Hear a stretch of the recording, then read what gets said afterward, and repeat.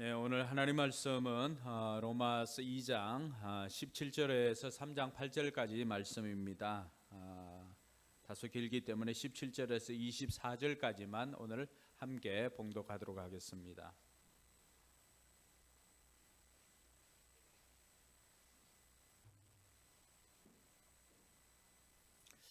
네, 우리 같이 읽을까요? 그런데 그대가 유대 사람이라고 자처한다고 합시다. 그래서 그대는 율법을 의지하며 하나님을 자랑하며 율법의 가르침을 받아서 하나님의 뜻을 알고 가장 선한 일을 분간할 줄 알며 눈먼 사람의 길잡이요 어둠 속에 있는 사람의 빛이라고 생각하며 지식과 진리가 율법에 구체화된 모습으로 들어있다고 하면서 스스로 어리석은 사람의 스승이요 어린아이의 교사로 확신한다고 합시다. 그렇다면 그대는 남은 가르치면서도 왜 자기 자신은 가르치지 않습니까? 도둑질을 하지 말라고 설교하면서도 왜 도둑질을 합니까? 간음을 하지 말라고 하면서도 왜 간음을 합니까? 우상을 미워하면서도 왜 신전의 물건을 훔칩니까? 율법을 자랑하면서도 왜 율법을 어겨서 하나님을 욕되게 합니까? 성경에 기록한 바 너희 때문에 하나님의 이름이 이방 사람들 가운데서 모독을 받는다 한 것과 같습니다. 아멘. 네, 이 시간 앞뒤 좌우로 함께 예배드리는 이들에게 서로 같이 인사를 합시다. 인사를 할 때 올해는 이렇게 했으면 좋겠습니다. 올해는 살아날 것입니다. 살아날 것입니다. 네, 올해는 살아날 것입니다. 할렐루야. 네, 올해는 반드시 살아날 줄로 믿습니다. 네, 교회와 학원을 이제 은혜 중에 이전을 마무리를 했습니다. 이제 대략적으로 정리를 하고 사무실만 정리를 좀 하면은 이제 거의 다 마무리가 됩니다. 수고해 주신 우리 모든 성도들께 감사를 드립니다. 그리고 우리가 끝까지 기도할 것은 하나님께서 선물로 주신 이곳에서 우리가 하나님의 명령을 잘 수행하고 이곳에서 정말로 말씀이 살아나서 우리 심령을 적시고 그래서 우리 육신이 치유가 되고 상한 심령이 치유되고 악한 영들이 떠나가고 우리의 삶과 또 우리의 사역이 살아나는 역사가 있기를 주님의 이름으로 축복합니다. 그래서 올해는 우리가 표어처럼 정말로 살아나는 역사를 경험하는 저와 여러분들이 되기를 주님의 이름으로 축원합니다. 우리가 계속해서 로마서를 살펴보고 있는데요. 이 로마서 지난번에 2장 16절까지를 살펴보았고 오늘은 17절에서 3장 8절까지를 이렇게 살펴보는데 지난번에는 남을 심판하는 사람들에 대해서 바울이 지적을 했다면은 이번에는 노골적으로 유대 사람들이라고 자처하는 유대인들에 대해서 바울이 그들의 또 죄와 또 그들이 어떻게 하나님 앞에 이러한 죄인이 되었는가를 이야기를 해줍니다. 저는 오늘 이 말씀들을 통해서 그 유대인이라고 자처하는 그 자리에 오늘 하나님의 선민이라고 자처하는 우리 그리스도인들 또 하나님의 선민이라고 자처하는 우리 자신을 그 자리에 넣어서 이 말씀을 우리의 삶에 적용할 수 있기를 바라는 것입니다. 유대인들은 이스라엘 백성들을 지칭을 하지요. 이스라엘 백성들은 이 바벨론의 포로로 잡혀가서 70년, 길게는 80년이지만은 대략 성경에 나와 있는 것으로 하면 70년 동안 포로 생활을 하였습니다. 포로 생활을 하고 난 다음에 하나님의 은혜로 이들이 이스라엘로 다시금 돌아오게 됩니다. 하나님의 은혜로 해방되어져서 고국으로 돌아온 후부터 이 사람들을 유대인이라고 부르기 시작을 했습니다. 그래서 이들을 보면은 세계에서 가장 자랑스러운 혈통을 가지고 있고 어떻게 보면은 노벨상이나 이런 것들을 가장 많이 수상한 민족으로 이렇게 알려져 있습니다. 그러다 보니 이들 스스로 우월감이 대단합니다. 하나님께서 여러 민족들이 있지만은 또 자기를 택해 주었다는 하나님의 선민이라고 하는 그런 특권과 또 우월 이 의식이 굉장히 많이 있다라고 하는 것을 알 수가 있습니다. 그리고 무엇보다도 이 유대인들을 통하여서 하나님께서 이 아브라함의 후손으로 메시아를 보내줄 것이라고 하는 그 약속을 받은 민족 아니겠습니까? 그러니까 그들이 얼마나 이 유대인으로서의 자부심을 가지고 있고 또 유대인으로서 긍지를 가지고 있는가라고 하는 것은 물어보지 않아도 우리가 충분히 이해하고 공감할 수 있는 부분인 것입니다. 근데 이러한 것들이 지나치게 자부심이 많아지다 보니까 이들 보면 로마서 1장 그 끝자락에 나와 있는 죄의 목록들, 이방인들이 범할 수 있는 죄의 목록들을 쭉 소개하고 있는데 이들은 어떤 생각을 하냐 그러면은 그것은 이방인들이 가지고 있는 문제고 나는 그들과 같지 않다라고 하는, 그들과 비교해서 나는 의인이다라고 하는 이런 생각을 가지고 있는 이 유대인들에 대해서 오늘 바울이 또 신랄하게 지적을 하고 있습니다.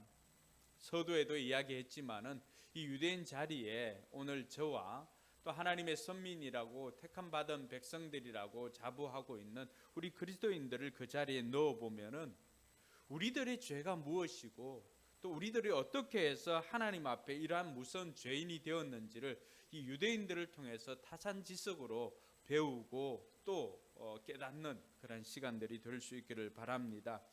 여러분, 유대인들이 가지고 있었던 몇 가지 이 특권 의식이 있었습니다. 먼저는 오늘 말씀해 보니까 그 사람들은 율법을 의지하는 사람들이었습니다. 율법을 의지한다라고 하는 것은 하나님께서 시내산에서 그들의 조상인 이 모세에게 율법을 주시지 않았습니까? 자신들은 그 율법을 하나님께서 직접 주시는 그 율법을 우리가 받았고 우리가 또 그 율법을 잘 알고 있다라고 하는 자부심이 있습니다. 그리고 율법의 가르침을 받아서 하나님의 뜻을 알고 하나님 17절에는 율법을 의지하며 하나님을 자랑하며 이렇게 되어 있습니다. 하나님께서 이스라엘을 택하셔서 하나님의 백성으로 삼아 주셨다는 것입니다. 그러니까 이들은 유대인만의 하나님이라고 늘 자부하고 있었던 것입니다. 그리고 자신들은 하나님의 선민이라고 하는 이 자부심을 가지고 있었던 것이죠. 그리고 18절에 보니까 율법의 가르침을 받아서 율법의 교훈을 받아서라고 그렇게 되어 있습니다. 이들은 율법을 소유하고 있을 뿐만이 아니라 율법에 대해서는 그 어느 민족보다도 하나님의 율법에 대해서는 탁월하게 알고 있었던 민족입니다. 어릴 때부터 이들은 어떻습니까? 쉐마를 통해서 들으라 이스라엘, 신명기 6장 말씀을 통하여서 이들은 어릴 때부터 말씀을 읽고 듣고 암송하는 일들을 시작하고 있습니다.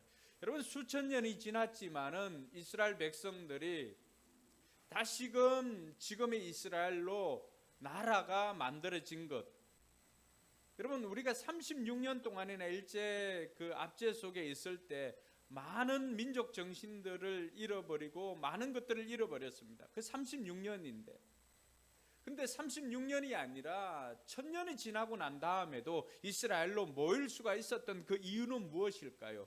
그것은 테필린이라고 하는 말씀 암송의 그 비결이 있습니다.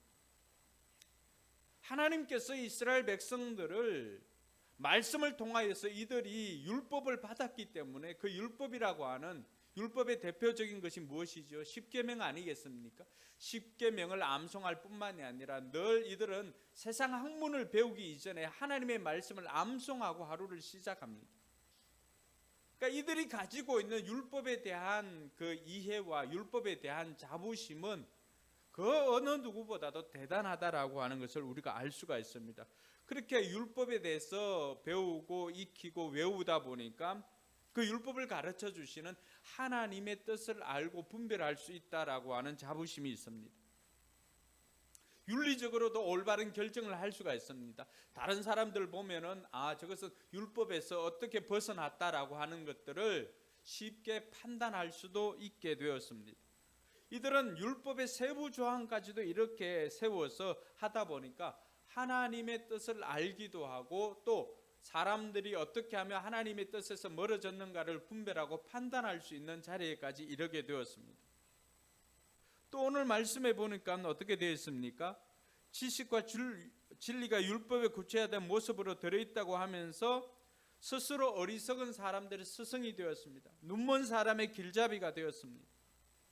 여러분, 오늘 이 유대인들이 자랑하고 있는 이 자체는 크게 문제가 되는 것 아닙니다. 율법을 맡았고요, 하나님을 자랑하고 율법의 교훈을 받고 하나님의 뜻을 알고 선한 것을 분별할 수 있는 능력이나 눈먼 사람의 길잡이가 되고 어둠 속에 있는 사람들의 빛이 되는 것, 이 자체가 문제가 되는 것은 아닙니다. 이 자체가 문제가 되는 것이 아니라 이렇게 알고 있는 이 사람들이 그것을 그대로 지켜 행하지 않았다는 것이 오늘 바울이 지적을 하고 있습니다. 이들에게 나타나고 있는, 유대인들에게 나타나고 있는 문제 몇 가지를 한번 살펴보고자 합니다. 그 첫 번째는 언행일치를 하지 않는 문제입니다. 오늘 21절 22절 말씀에 보면은 이렇게 잘 알고 있는, 그렇다면 그대는 남은 가르치면서도 왜 자기 자신은 가르치지 않습니까? 계속해서 보면요, 도둑질을 하지 말라고 설교는 하면서도 왜 도둑질을 합니까? 22절 가보면은 간음을 하지 말라고 하면서도 왜 간음을 합니까? 우상을 미워하면서도 왜 신전의 물건을 훔칩니까? 그러면 이들은 입으로는 거룩을 말합니다. 근데 행동은 어떻습니까? 죄를 함부로 짓는 것입니다. 율법을 알고 있습니다. 율법을 그들은 이해하고 있습니다. 율법을 주신 하나님의 뜻을 분별할 수도 있습니다. 그럼에도 불구하고 이들은 입으로는 이러한 율법들에 대해서 어떤 것보다도 세부적인 것들까지도 다 말하고 있지만 정작 이들 자신은 어떻습니까? 그 율법 앞에 자기 자신을 내어놓지 않는 것입니다. 그러다 보니까 말과 행동이 달라지고요, 믿음과 행위가 다르다는 것을 우리가 알 수가 있습니다. 그런 마태복음 23장 3절에 보면은 예수님께서도 이들에 대해서 이렇게 평가합니다. 같이 한번 읽어볼까요? 그러므로 그들이 너희에게 말하는 것은 무엇이든지 다 행하고 지켜라. 그러나 그들의 행실은 따르지 말아라. 그들은 말만 하고 행하지는 않는다.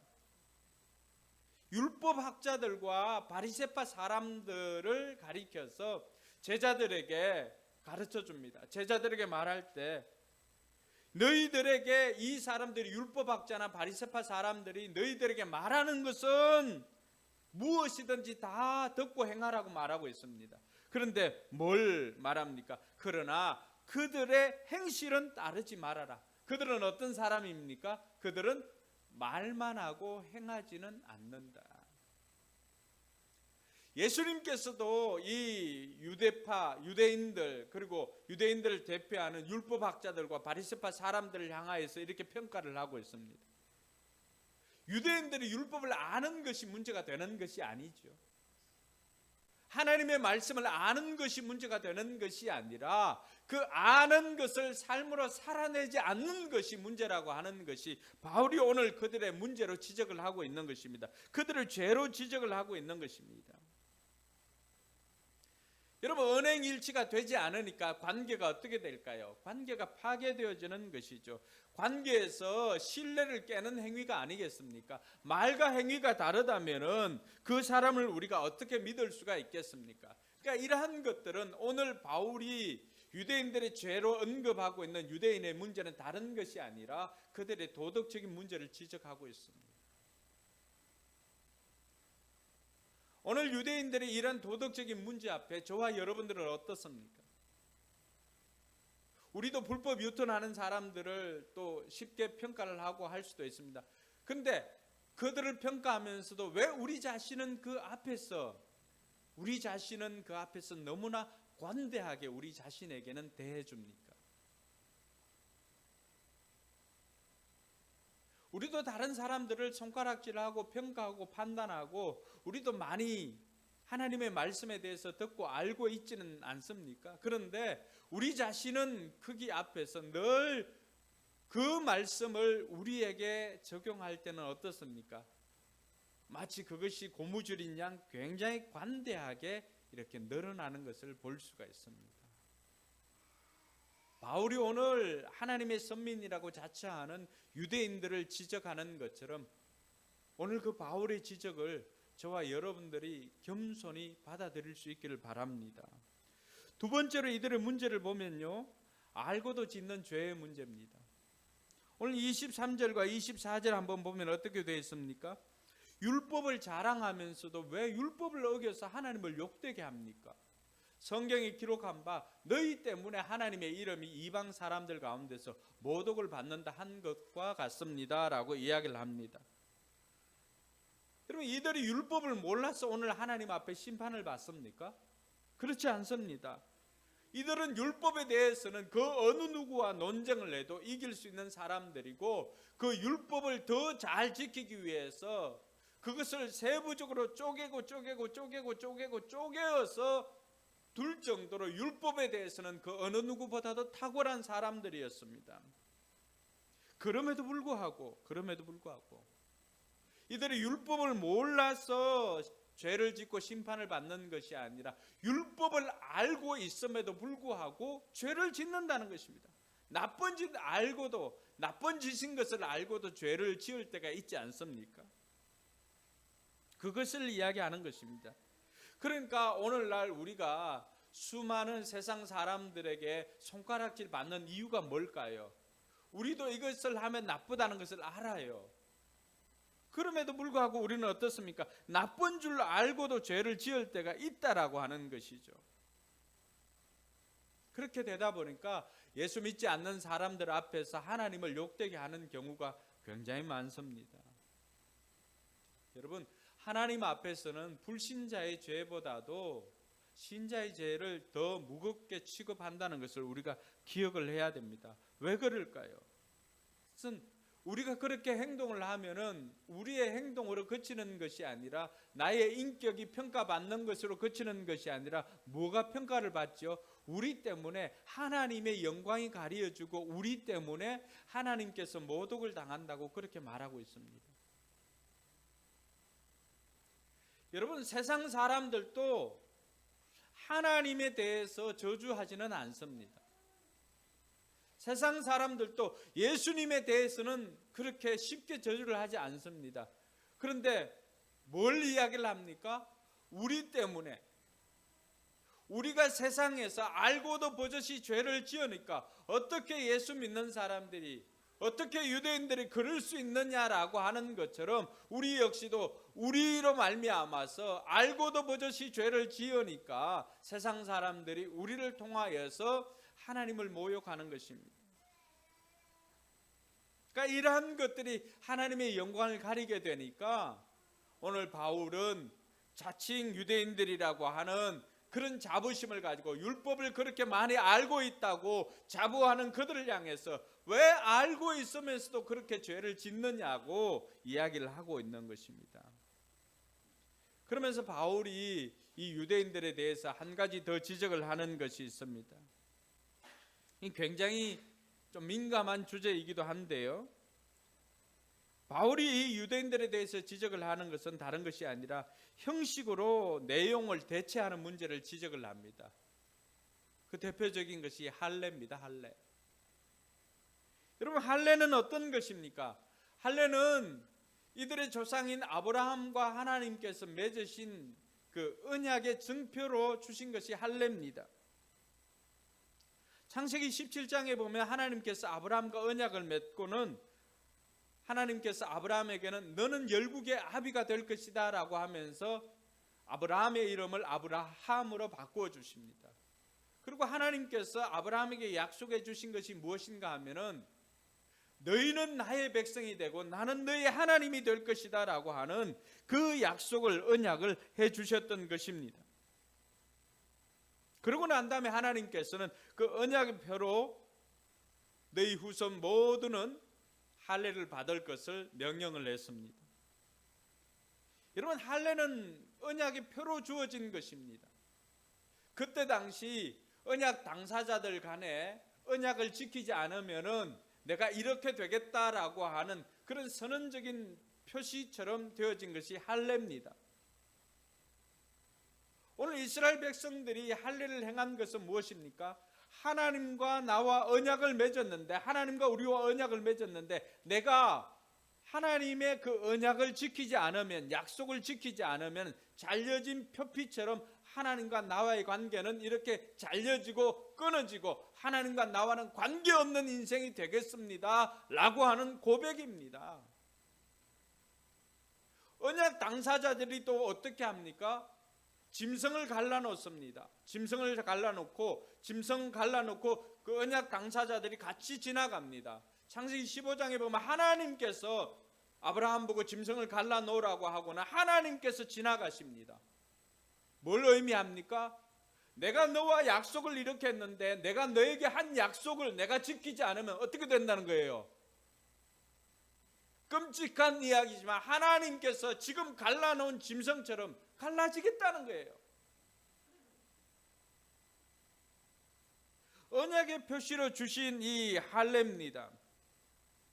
이들이 할례를 어느 정도 중요하게 여기고 하나님께서도 이 언약의 정표를 어느 정도 중요하게 여기는지는 출애굽기 4장에 보면 하나님께서 이스라엘 백성들을 이끌고 출애굽한 모세를 어느 날 길의 숙소에서 죽여버리려고 합니다. 여러분, 앞으로 가야 할 길이 얼마나 많이 남아 있습니까? 그럼에도 불구하고 하나님께서 모세를 죽이려고 한 이유가 무엇입니까? 그 이유를 모세는 잊어버렸지만 십보라는 알고 있었습니다. 그의 아내 십보라가 빨리 차도를 취해가지고 그 아들을 표피를 자르는 할례를 행합니다. 그러면서 십보라가 모세에게 그런 이야기를 합니다. 당신은 나의 피남편이라고. 뭘 이야기를 하죠? 모세조차도 출애굽을 하느라고 사느라고 바빠서 정작 기억해야 할 하나님의 언약에 대해서 잊어버리고 있었지만 그 아내가 하나님의 언약 백성으로서 할례를 행해야 된다라고 하는 것을 기억을 하고는 자기 아들을 할례를 행한 것입니다. 그로 말미암아서 모세도 살고 아들도 살 수가 있었던 것입니다. 그만큼 이스라엘 백성들에게 있어서 할례는 중요한 것입니다. 하나님께서 언약 백성으로서의 그 증표로 주신 이 할례입니다. 그런데 시간이 지나면서 하나님의 약속이나 하나님의 언약에 대한 내용보다는 이들이 더욱더 집착했던 것은 그 언약의 증표로 준 할례에 집착을 하는 것을 볼 수가 있습니다. 언약은 지키지 않으면서도 할례를 행하면 언약을 마치 다 지킨 것인 양 뭘 하는 거죠? 착각하는 것입니다. 그러다 보니까 이 사람들은 점점 이 율법적으로 행하는 것들은 다 행합니다. 할례를 행하고요. 그렇게 하면서도 할례를 행하지만 정작 할례를 왜 행해야 되는지, 무엇 때문에 할례를 행하도록 했는지 그 내용 자체는 잊어버리고 이 할례라고 하는 형식만을 지키고는 이 할례로 가지고 하나님과의 관계나 하나님의 언약에 대한 내용을 대체하는 것을 볼 수가 있습니다. 갈라디아 5장 3절에 보면요, 내가 할례를 받는 모든 사람들에게 다시 정언합니다. 그런 사람은 뭐라고 말합니까? 율법 전체를 이행해야 할 의무를 지닙니다. 할례를 행한 사람은 뭘 해야 된다고요? 율법을 지켜야 된다라고 하는, 율법을 지켜야 하는 의무를 다해야 된다라고 하는 것을 말해주고 있습니다. 그런데 이 사람들은 뭘 합니까? 할례만 행하지 정작 지켜야 할 율법의 의무는 행하고 있지 않다라고 하는 것입니다.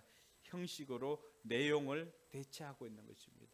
이것은 바울이 유대인들의 종교적인 문제를 터치하고 있는 것입니다.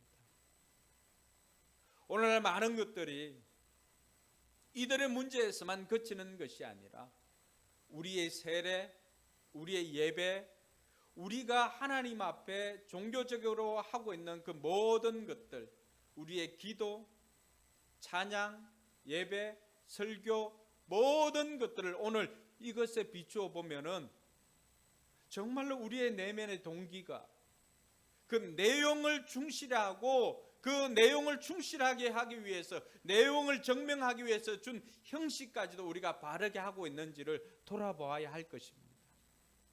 오늘 유대인들이라고 자처하고 있는 그들은 이 할례라고 하는 이 형식을, 내용을 대체해서 형식으로 내용을 대체하는 삶으로 바울에게 지적을 받고 있다고 한다면, 하나님의 심판을 받고 있다고 한다면, 오늘 저와 여러분들이 드리는 예배는 어떻습니까? 오늘 주일날 우리가 나와서 주일을 지킨다라고 하는 이 예배는 어떻습니까? 혹시 예배를 드리는 것은 이 형식으로 하나님과의 관계나 하나님과의 약속이나 하나님의 언약이라고 하는 그 내용을 대체하고 있지는 않습니까? 내가 그 할례를 받았기 때문에 나는 구원받은 하나님의 백성이야 라고 형식은 다 망각하고 마치 구원파적인 사고로 살아가고 있지는 않습니까? 다시금 바울이 오늘 유대인들을 통해서 우리에게 들려주시는 것은 형식으로 내용을 대체하지 말고 내용을 더욱더 충실히 지킬 뿐만이 아니라 그 충실하게 지키는 내용 위에 형식을 갖추라고 하는 것입니다. 할렐루야. 할례라고 하는 형식으로 율법의 순종이라고 하는 내용을 대체한 이들을 보면서 오늘 저와 여러분들의 신앙생활을 다시 한번 점검하는 복된 은혜가 되기를 주님의 이름으로 축원합니다. 그러니까 유대인들이 이제 바울에게 묻습니다. 그러면 유대인들이나 이 할례나 이런 것에 나은 것이 뭐가 있냐? 그럼 우리가 뭐 이러려고 이렇게 했냐라고 그렇게 반문을 하는 것이죠. 그때 바울이 그런 이야기를 합니다. 유대인들이 나은 것은 3장 1절에 보니까 뭐라고 말합니까? 첫째는 그들이 하나님의 말씀을 받았다. 하나님의 말씀.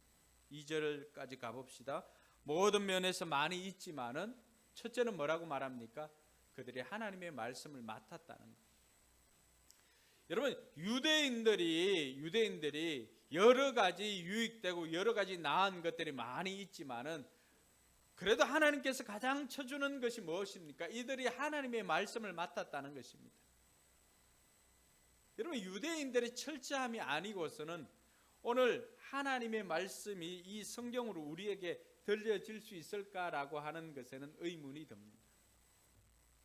그들은 하나님에 대해서 얼마나 철저했냐 그러면은 하나님이라고 하는 그 단어 자체가 나오면은 여러분 가서 몸을 씻고요, 붓을 새 것을 가지고 다시금 그 단어를 직접적으로 또 하나님이라고 하는 성어를 쓸 수가 없으니까 아도나이나 이렇게 해가지고 그 하나님을 표시합니다. 율법의 1.1획이라도 바뀌면 안 된다고 했잖아요. 그러니까 이 사람들을 어느 정도 철저하냐 그러면 점 하나 찍는 것, 그 점 하나 찍는 것까지도 이 사람들은 그렇게 철저하게 했습니다. 하나님께서 이렇게 철저한 민족이었던 이 유대인들, 이스라엘 백성들을 사용해서 하나님께서 그들에게 이 말씀을 맡긴 것입니다. 율법을 맡긴 것입니다. 이것이 작은 일입니까? 작지 않습니다.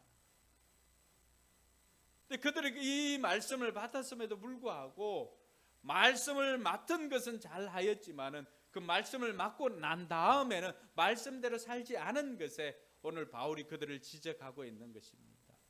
사랑하는 성도 여러분, 오늘 저와 여러분들이 우리 역시도 하나님의 선민이라고 자처하고 있지 않습니까?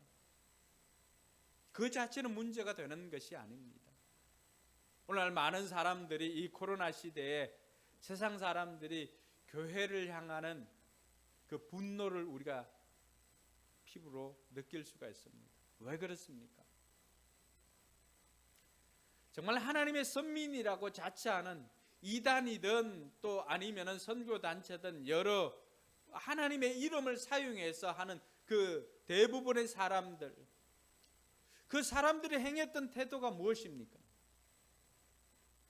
정작 하나님의 사람이라고 하나님의 선민이라고 자처하고 있지만 정작 그들이 그 중심에 하나님의 내용을, 하나님의 뜻을 새겨가면서 행했는지는 우리가 의문을 보일 수밖에 없는 것입니다. 오늘 세상 사람들이 그렇게 욕하는 이유가 무엇입니까? 그렇게 하나님의 뜻을 알고 율법을 잘 알고 있으면서도 너희들은 왜 안 지키느냐? 다른 사람들은 가르치면서도 왜 너희 자신은 배우려고 하지 않느냐라고 하는 세상 사람들의 손가락질이 그게 다 들어있다라고 하는 것입니다.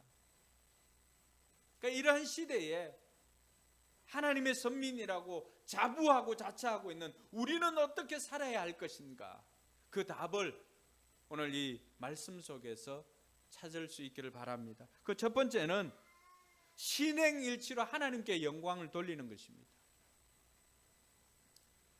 오늘 유대인들이 지적을 받은 것이 무엇입니까? 23절 24절에 있는 말씀이죠. 율법을 자랑하면서도 왜 율법을 어겨서 하나님을 욕되게 하느냐? 성경에는 너희 때문에 하나님의 이름이 이방 사람들 가운데 모독을 받는다라고 한 것과 같다라고 그렇게 말했습니다. 뭘 이야기를 하는 것이죠? 우리의 수준이 언행일치하지 않는 이방 사람들 그 수준을 넘어서야 한다라고 하는 것입니다. 말한 대로 살려고 노력을 해야 합니다. 또 믿는 대로 살려고 노력을 해야 합니다. 그래서 언행일치에서 신행일치로 우리가 한 걸음 더 나아가는 저와 여러분들이 되기를 바랍니다.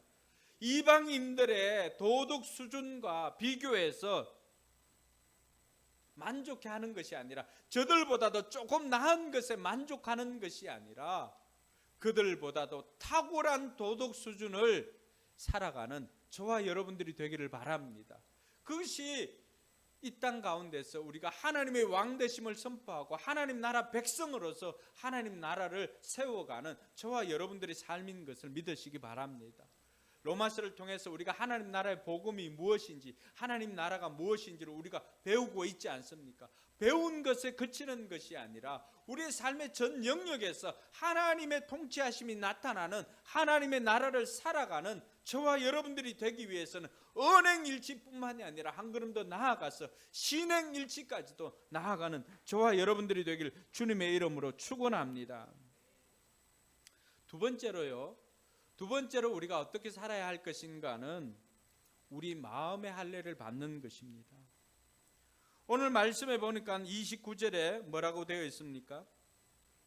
오히려 속 사람으로 유대 사람인 네가 유대 사람이며 율법의 조문을 따라서 받는 할례가 아니라 성령으로 마음에 받는 할례가 참 할례입니다. 이런 사람은 사람에게서가 아니라 하나님에게서 칭찬을 받습니다 라고 말합니다.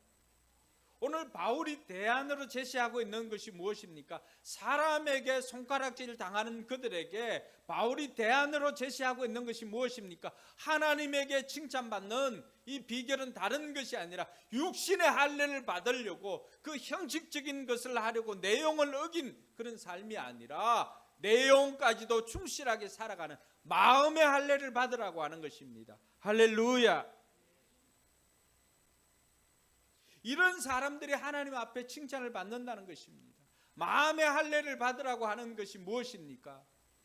육신적으로 형식만을 따지는 것이 아니라 내용을 충실하게 하는 내 삶에 내 마음에 예수 그리스도를 주인으로 모시고 예수 그리스도를 내 왕으로 모시고 하나님 나라를 살아내는 것입니다. 그것이 마음의 할례를 받는 것입니다. 이스라엘 백성들이 계속해서 하나님의 율법을 어깁니다. 그러니까 하나님께서는 이스라엘 백성들과 더 이상 이 사람들이 계속해서 약속을 어기고 하니까 계속해서 심판을 하다가 도저히 안 되겠다 싶어서 기준을 낮추어 줍니다. 예레미야 31장 33절에 보면요, 하나님께서 이들과 새 언약을 세울 것을 약속을 해줍니다. 같이 읽습니다. 그러나 그 시절이 지난 뒤에 내가 이스라엘 가문과 언약을 세울 것이니 나는 나의 율법을 그들의 가슴 속에 넣어주며 그들의 마음판에 새겨 기록하여 나는 그들의 하나님이 되고 그들은 나의 백성이 될 것이다. 나 주의 말이다. 여러분, 요 말씀 어디서 들었습니까? 어디에서? 나는 그들의 하나님이 되고 그들은 나의 백성이 될 것이다. 하나님께서 창세기 17장에 아브라함과 이 할례 언약을 맺었지 않습니까? 그래서 아브라함에게는 너는 열국의 아비가 될 것이고 나는 너의 하나님이 되고 너희들은 나의 백성이 될 것이다 하는 약속을 하고 할례 언약을 했잖아요. 그런데 이들에게 그렇게 하고 난 다음에 모세를 통하여서 시내산의 율법의 그 돌판을 주었지 않습니까? 근데 준 돌판을 어떻게 했습니까? 이들이 하나님의 말씀을 어기고 살아가고 있으니까 그 돌판에 새겨진 그것을 계속해서 어기는 것입니다. 언약에 대해서 형식은 지키지만 내용은 지키지 않는 이들을 보면서 하나님께서 얼마나 마음이 아프겠습니까? 계속해서 벌 주는 것도 한계가 있지 않겠습니까? 그렇게 벌 주다 보면 나는 어떻게 될까요? 남아나질 않아요. 그러니까 하나님께서 시간이 지나면 내가 너희들에게 새 언약을 맺게 해줄 것이다. 그 언약은 이 돌판에 새겨진 것이 아니라 율법의 조문으로 새겨진 것이 아니라 어디에 새기겠다고 하는 것입니까? 너희 마음에 새기겠다. 너희 마음. 행동을 고치기 전에 뭘 하겠다는 거예요? 그 동기가 시작하는 마음을 지키겠다는 것입니다. 마음을 바꾸어 주겠다는 것입니다. 그러니까 무릇 잠언 4장 23절에 뭐라고 되어 있습니까? 무릇 지킬 만한 것 중에 내 마음을 지켜라. 왜? 생명의 근원이 이에서 납니다. 이들이 언행일치하지 않는 것도 그들의 마음이 비뚤어졌기 때문이라는 거죠. 그래서 하나님의 말씀을 지킬 수 있도록 하나님께서는 이들의 마음에 하나님께서는 말씀을 새겨주시겠다라고 하는 것입니다. 내 힘으로 할 수가 없으니까 오늘 말씀에 뭐라고 되어 있습니까? 성령의 능력으로. 마음의 할례를 받는데 이들은 성령으로 마음에 받는 할례가 참 할례입니다. 29절에 되어 있죠. 성령으로 마음에 받는 할례. 우리의 심령 가운데 성령 하나님께서 함께 해주실 때 성령으로 마음에 받는 할례가 참 할례라고 하는 것을 가르쳐주고 있는 것입니다. 그래서 에스겔 선지자를 통해서 이 말씀을 보면은 에스겔 36장 26절과 27절 말씀 한번 보면은 같이 한번 읽어볼까요? 너희에게 새로운 마음을 주고 너희 속에 새로운 영을 넣어주며 너희 몸에서 돌같이 굳은 마음을 없애고 살갗처럼 부드러운 마음을 주며 너희 속에 내 영을 두어 너희가 나의 모든 율례대로 행동하게 하겠다. 할렐루야. 그럼 아예 지키지 못하니까 이제는 하나님께서 어떻게 하시겠다는 거예요? 이 율례나 규례를 지킬 수 있도록 마음을 새 걸로 바꿔준다는 거예요. 마음을 새롭게 바꾸는 그 작업을 마음의 할례라고 말하는 것입니다. 그 작업은 무엇으로 되는 것입니까? 칼로 되는 것이 아니지요. 성령으로 되는 것입니다. 할렐루야. 그래서 하나님께서 우리의 마음을 바꾸기 위해서 우리 마음에 해주시는 장치가 무엇입니까? 새 영을 너희에게 부어주겠다는 거예요. 새 영을 주시겠다는 것입니다. 그래서 우리가 예수를 구주로 영접할 때 우리에게 어떤 일이 생깁니까? 성령님이 우리 안에 거하시게 되는 것입니다. 할렐루야. 성령님이 우리 안에 거하시니까 우리가 어떤 사람이 됩니까? 새로운 영이 우리 안에 거하고 우리의 마음이 돌같이 굳어져서 말씀을 지키지 못했던, 언행일치하지 못했던, 신행일치하지 못했던 우리의 삶이 새 영이, 성령이 우리 심령 가운데 부어지니까 이제는 언행일치를 넘어서 신행일치의 삶을 살 수 있는 사람으로 바꾸어 주시겠다는 것입니다. 할렐루야. 내 힘 내 능력으로 안 되니까, 내 힘 내 능력으로 살아보니까 우리는 계속해서 번번이 알고도 짓는 죄로 말미암아 늘 죄책감에 사로잡히는 것 아닙니까? 그러니까 신앙이 연조가 오래되면 오래될수록 신앙이 연륜이 쌓이는 것이 아니라 뭐가 쌓입니까? 마음의 죄책감이 쌓이는 거예요. 왜요? 다 알고도 행치 못하니까 그 마음속에 죄책감만 쌓이는 거예요. 뭘 놓치고 있는 거예요? 자꾸만 내 힘으로 하려고 하는 것입니다. 하나님께서 우리로 하여금 말씀을 지킬 수 있는 능력으로 주시는 것이 무엇입니까? 우리의 마음을 바꾸어 놓는데 그 바꾸는 작업은 마음을 새 것으로 이렇게 하는 것이 아니라 거기 안에 내용을, 하나님의 영을 거기 안에 넣어주시는 것입니다. 할렐루야. 하나님의 영이 우리 안에 거하시니까 내 능력으로는 할 수 없었던 삶, 내 능력으로는 이룰 수 없었던 그 삶을 하나님의 영으로, 성령의 능력으로는 말씀을 지킬 수 있음을 믿으시기 바랍니다. 성경에 나오고 있는 아무리 힘든 말씀이라도 성령의 능력이면 우리는 넉넉히 지킬 수 있음을 믿으시기 바랍니다. 그래서 하나님께서 우리에게 이 신행일치의 삶으로 살아갈 수 있도록 은혜를 주셨다는 사실을 믿고 저와 여러분들이 신행일치의 삶을 사는, 그리고 마음의 할례를 받고 그 말씀대로 살아가는 저와 여러분들이 되기를 주님의 이름으로 축원합니다. 마지막으로 살펴볼 것은요, 우리는 어떻게 살아야 할 것인가? 내용으로 형식을 증명해야 됩니다. 유대인들이 형식으로 내용을 대체했다라고 한다면 우리는 내용으로 형식을 증명해야 합니다. 율법을 지키면 할례를 받는 것이 유익하다고 25절 말씀에 그렇게 나와 있습니다. 율법을 지키면 할례 받는 것이 유익하지만 율법을 지키지 않으면 어떻게 됩니까? 그대가 받은 할례가 아무 의미 없어집니다. 근데 유대인들은 여전히 뭘 자랑합니까? 자기들은 육신으로는 아브라함의 자손이다, 육신으로는 할례를 받았다, 이것을 자랑합니다. 근데 정작 자랑해야 될 것이 무엇입니까? 할례를 받은 백성답게 사는 것을 자랑해야 되고 아브라함의 후손답게 사는 것을 자랑해야 되지만 여전히 이러한 것은 내세우지 못하고 뭐만 자랑합니까? 그 형식으로 준 표만 자랑하는 것입니다. 할례를 받은 것을 자랑을 하고요, 아브라함의 육신으로 아브라함의 자손인 것을 자랑을 합니다. 오늘 저와 여러분들은 그렇지 않습니까? 세례 받은 것만 자랑을 하고 있지는 않습니까? 내가 교회를 다닌다는 교인인 것만 자랑하고 있지는 않습니까? 그러면서도 우리는 신앙인으로 나아가지 못하고 그냥 종교인으로 형식만을 추구하고 살아가고 있지는 않습니까? 바울이 오늘 우리에게 말하고 있는 것은 무엇입니까? 우리의 삶으로, 우리의 내용으로, 하나님과의 관계로 형식을 증명하라는 것입니다. 할렐루야. 오늘 에베소 4장 1절에 바울이 에베소에 있는 성도들을 향해서 편지 쓸 때도 그렇게 되어 있습니다. 그러므로 주님 안에 갇힌 몸이 된 내가 여러분에게 권합니다. 같이 한번 읽어볼까요? 여러분은 부르심을 받았으니 그 부르심에 합당하게 살아가십시오. 할렐루야. 부르심에 합당하게 살아가는 것이 부름받은 사람들의 삶의 태도가 되어야 된다라고 하는 것을 말하고 있습니다. 사랑하는 성도 여러분, 저와 여러분들이 예수 그리스도의 공로로 말미암아 하나님의 자녀가 되었습니다. 하나님의 자녀가 되고 우리가 예수를 구주로 고백하여서 세례도 받았습니다. 내가 세례 받았음을 자랑할 것이 아니라 세례 받은 사람답게 사는 삶을 자랑하는 저와 여러분들이 되기를 바랍니다. 그럼 우리의 삶을 통해서 다른 사람들이 뭐라고 말하겠습니까? 우리가 믿는 하나님을 높이게 될 줄 믿으시기 바랍니다. 이것이 이 땅에서 하나님 나라를 살아갈 때 우리를 통해서 하나님께서 영광을 받는 삶이라고 하는 것입니다. 오늘 사랑하는 성도 여러분, 순종으로 세례 받은 것을 증명하며 살 수 있기를 바랍니다. 뿐만 아니라 순종으로 하나님의 자녀된 것을 증명하며 살 수 있기를 바랍니다.